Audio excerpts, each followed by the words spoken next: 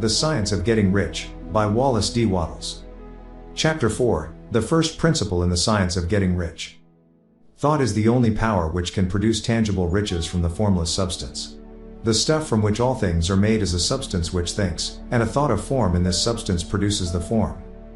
Original substance moves according to its thoughts. Every form and process you see in nature is the visible expression of a thought in original substance. As the formless stuff thinks of a form, it takes that form. As it thinks of a motion, it makes that motion. That is the way all things were created. We live in a thought world, which is part of a thought universe. The thought of a moving universe extended throughout formless substance, and the thinking stuff moving according to that thought, took the form of systems of planets, and maintains that form. Thinking substance takes the form of its thought, and moves according to the thought. Holding the idea of a circling system of suns and worlds, it takes the form of these bodies, and moves them as it thinks. Thinking the form of a slow-growing oak tree, it moves accordingly, and produces the tree, though centuries may be required to do the work. In creating, the formless seems to move according to the lines of motion it has established. The thought of an oak tree does not cause the instant formation of a full-grown tree, but it does start in motion the forces which will produce the tree, along established lines of growth. Every thought of form, held in thinking substance, causes the creation of the form, but always, or at least generally, along lines of growth and action already established. The thought of a house of a certain construction, if it were impressed upon formless substance, might not cause the instant formation of the house, but it would cause the turning of creative energies already working in trade and commerce into such channels as to result in the speedy building of the house. And if there were no existing channels through which the creative energy could work, then the house would be formed directly from primal substance, without waiting for the slow processes of the organic and inorganic world. No thought of form can be impressed upon original substance without causing the creation of the form. Man is a thinking center, and can originate thought. All the forms that man fashions with his hands must first exist in his thought. He cannot shape a thing until he has thought that thing. And so far man has confined his efforts wholly to the work of his hands. He has applied manual labor to the world of forms, seeking to change or modify those already existing. He has never thought of trying to cause the creation of new forms by impressing his thoughts upon formless substance. When man has a thought form, he takes material from the forms of nature, and makes an image of the form which is in his mind. He has, so far, made little or no effort to cooperate with formless intelligence, to work with the Father. He has not dreamed that he can do what he seeth the Father doing. Man reshapes and modifies existing forms by manual labor. He has given no attention to the question whether he may not produce things from formless substance by communicating his thoughts to it. We propose to prove that he may do so, to prove that any man or woman may do so, and to show how. As our first step, we must lay down three fundamental propositions. First, we assert that there is one original formless stuff, or substance, from which all things are made. All the seemingly many elements are but different presentations of one element. All the many forms found in organic and inorganic nature are but different shapes, made from the same stuff. And this stuff is thinking stuff. A thought held in it produces the form of the thought. Thought, in thinking substance, produces shapes. Man is a thinking center, capable of original thought. If man can communicate his thought to original thinking substance, he can cause the creation, or formation, of the thing he thinks about. To summarize this, there is a thinking stuff from which all things are made, and which, in its original state, permeates, penetrates, and fills the inner spaces of the universe. A thought, in this substance, produces the thing that is imaged by the thought. Man can form things in his thought, and, by impressing his thought upon formless substance, can cause the thing he thinks about to be created. It may be asked if I can prove these statements, and without going into details, I answer that I can do so, both by logic and experience.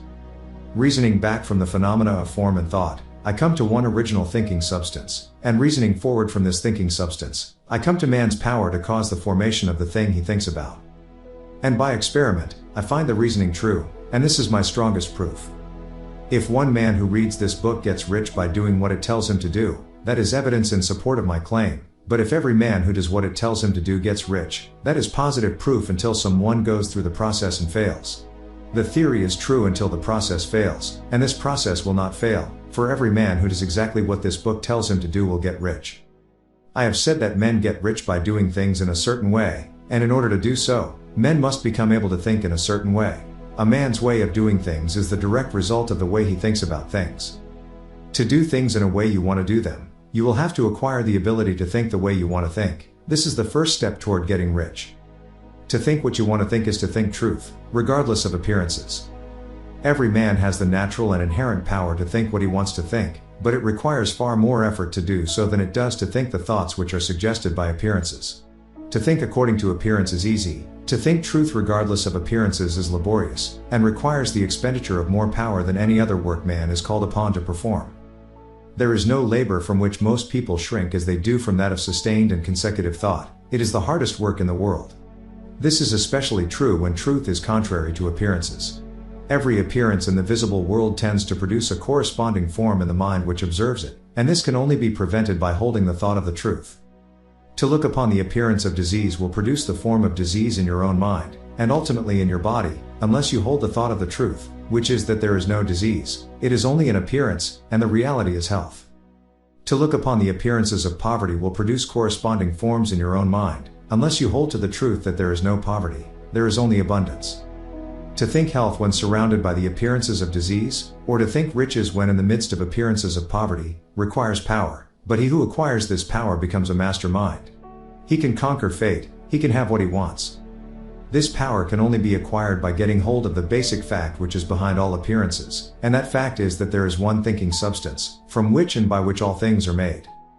Then we must grasp the truth that every thought held in this substance becomes a form, and that man can so impress his thoughts upon it as to cause them to take form and become visible things. When we realize this, we lose all doubt and fear, for we know that we can create what we want to create, we can get what we want to have, and can become what we want to be. As a first step toward getting rich, you must believe the three fundamental statements given previously in this chapter, and in order to emphasize them, I repeat them here. There is a thinking stuff from which all things are made, and which, in its original state, permeates, penetrates, and fills the inner spaces of the universe. A thought, in this substance, produces the thing that is imaged by the thought. Man can form things in his thought, and, by impressing his thought upon formless substance, can cause the thing he thinks about to be created. You must lay aside all other concepts of the universe than this monistic one, and you must dwell upon this until it is fixed in your mind, and has become your habitual thought. Read these creed statements over and over again, fix every word upon your memory, and meditate upon them until you firmly believe what they say. If a doubt comes to you, cast it aside as a sin.